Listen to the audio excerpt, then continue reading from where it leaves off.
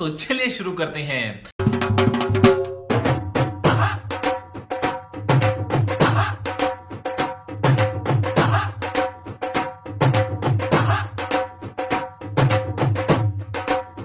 Hi everyone, तो आपने हल्दी का व्लॉग तो देख ही लिया होगा और अगर नहीं देखा तो चैनल पे जाके देख सकते हैं। तो जब हल्दी की रस्म हो गई थी उसके बाद आ गई थी पार्लर वाली दीदी, वो भी बुआ को तैयार करने, और तब तक के लिए हम भी तैयार हो गए थे और मैं तो कुछ ऐसी लग रही थी। मजा आया।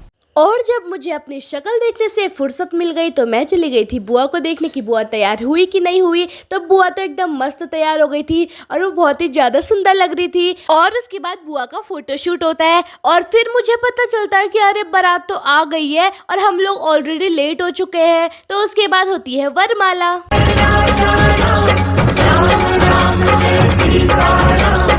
और फिर सारे लोग एक एक करके बुआ के साथ फोटोज खिंचवाते हैं और हमारी महिला मंडली भी ये देख रही थी कि हमारी बारी कब आएगी। और फिर फाइनली उनकी बारी फोटोज खिंचवाने की आती है तो वो फोटोज खिंचवाते हैं। और मैंने तो शुरू में ही फोटोज खिंचवा ली थी, लेकिन उससे भी फुर्सत नहीं मिलती है तो अपनी शक्ल ही देख लेती हूँ। और इसी बीच ये मैडम कुछ तो बोल रही थी लेकिन हमारी समझ के बाहर था, इसीलिए हमने सोचा हम अंदर ही चले जाते हैं क्योंकि वहां पे हो रही थी फेरों से पहले की पूजा, तो हम लोग वो पूजा देखते हैं। और ऐसा तो बिल्कुल भी नहीं है कि हम लोग बस पूजा देख रहे थे, हम साथ साथ अपनी शक्ल भी देख रहे थे कि हम लोग वैसे के वैसे ही हैं या फिर बदल गए हैं। उसके बाद हम लोग चले गए थे उस जगह पे जहाँ पे होने थे फेरे, तो हम लोग बैठ जाते हैं अपने स्थान पे क्योंकि फेरे स्टार्ट होने वाले हैं। ये शब्द सुनते ही सारे लोग ऐसे इकट्ठा हो जाते हैं जैसे कि किसी के फेरे आज तक देखे ही नहीं होंगे।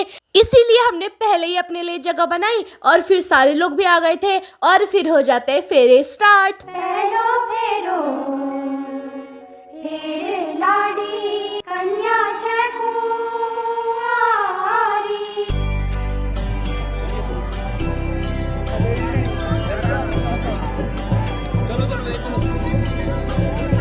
और उसके बाद सिंदूर दान की रस्म होती है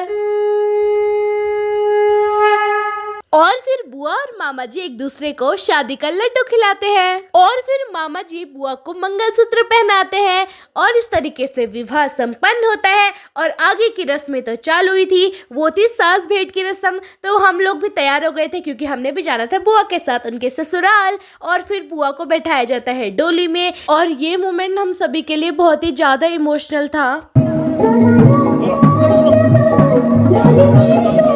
और उसके बाद हम लोग गाड़ी में बैठ गए थे और चले गए थे बुआ के ससुराल। तो इसके बाद क्या क्या हुआ वो मैं आपको अगले व्लॉग में बताऊंगी। अभी के लिए बाय बाय।